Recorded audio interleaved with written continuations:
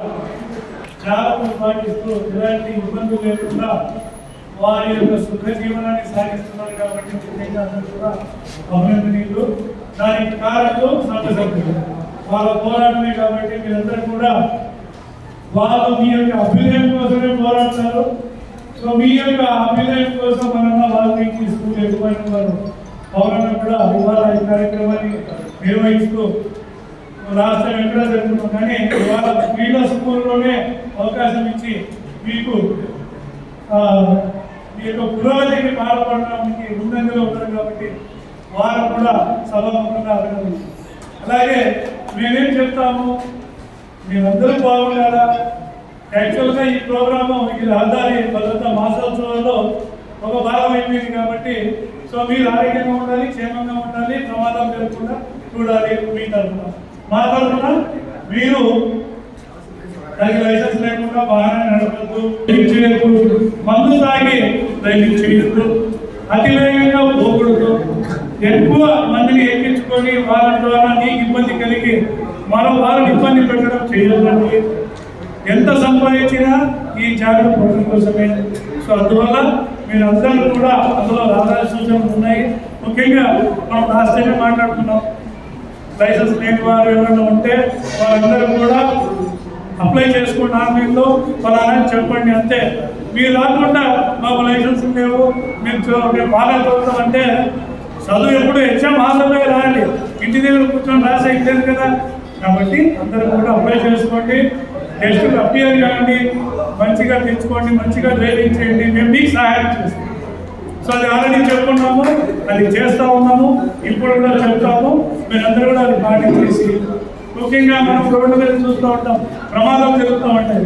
ప్రమాదాలలో ముఖ్య భూమిక మీ డ్రైవర్. ఎందుకంటే ప్రమాదం జరిగిన వ్యక్తిని ఇమీడియట్గా తీసుకెళ్ళేది మీరే కాబట్టి ఆ ఘటన వల్ల ఎవరైతే ప్రమాదం బారిన పడిన వ్యక్తిని మీరు తీసుకెళ్లి హాస్పిటలైజ్ చేసి 1 అవర్ లోపల అతను ప్రాణాపాయాన్ని కాపాడిన వారు. అలాగే గుడ్ సమర్థమైన స్కీమ్ ఉంది.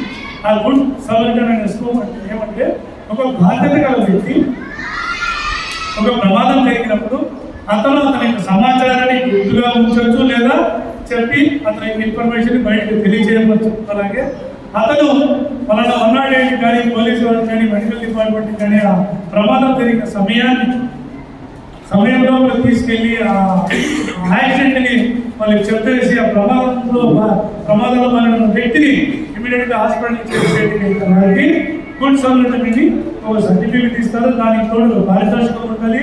ఆ పారితోషికం రాష్ట్ర వ్యాప్తంగా ఉంది. అలాగే మీరు చేసిన సేవలు గుర్తించి కేంద్ర ప్రభుత్వం కూడా మీకు సహాయ సహకారాలను కూడా గుర్తించి మీకు సర్టిఫికేట్తో పాటు పారితోషికాన్ని ఇస్తుంది. అది మీకు ఎంతో ఉపయోగం. ఎందుకంటే 40 లక్షలు వచ్చింది. అట్లా మనం కాపాడేదే మనం కూడా ఫ్యూచర్లో మనకు మన పిల్లలు ఎదుగుదలకు వస్తుంది. కాబట్టి అందరూ కూడా ఇలాంటి సదవకాశాన్ని ఒక ఫోన్ కాల్ అంతే మన అనుకోండి యాక్సిడెంట్ ఇన్ఫర్మేషన్ చేస్తే మీరు ఇచ్చే ఇన్ఫర్మేషనే వాళ్ళకి ప్రమాదం కావాలి.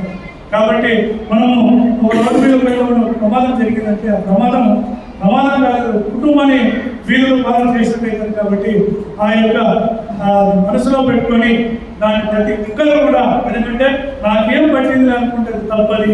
రేపు నేను నీకు జరిగినప్పుడు అది కూడా అట్లాగే వాళ్ళు సాగుతుండకపోతే అది ఇబ్బందులు కాలిపోయి రక్తం కాలిపోయి కోమలకి వెళ్ళిపోవడం, ప్రమాదం తీవ్రత ఎక్కువ ఉండడము, మనిషి ప్రాణాలు కోల్పోవడం జరుగుతుంది. కాబట్టి మనం ఎప్పుడు మన కుటుంబాన్ని దృష్టిలో పెట్టుకోండి, మన యొక్క చేసే సహాయాన్ని. ఎందుకంటే మీతో పాటు 4 5 6 పెద్దవాళ్ళు 10 మంది 15 మంది దాకా తీసుకెళ్ళచ్చు.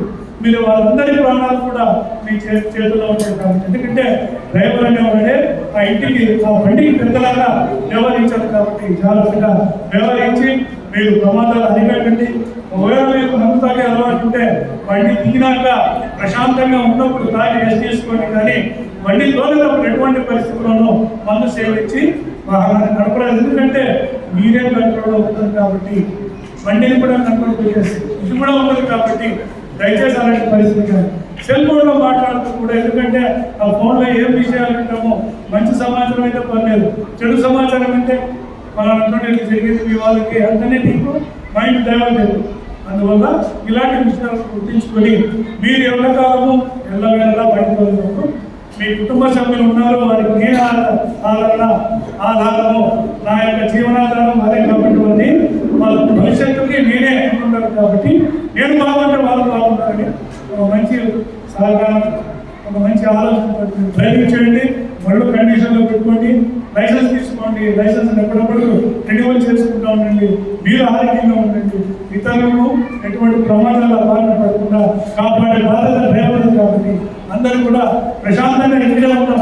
పైకి పోయి ఎక్కడ ఉండేదో పైన శిక్షణ శాఖ ఎక్కువ ఉండేదో ఉన్నది అలా చెప్తున్నానికి మనమందరం కూడా ఇక్కడే ఉండి ప్రశాంతంగా అందరూ బాగుండాలి, అందరూ బాగుండాలి. నాకు ఈ అవకాశం ఇచ్చిన వాళ్ళు బాగుండాలి, అలాగే మీరందరికీ కూడా సభ్యులు అందరూ బాగున్నారా, వాళ్ళతో వాళ్ళని ఆదర్శంగా తీసుకొని మీరందరూ బాగున్నారని కోరుకుంటూ ధన్యవాదాలు తెలియజేస్తున్నాను.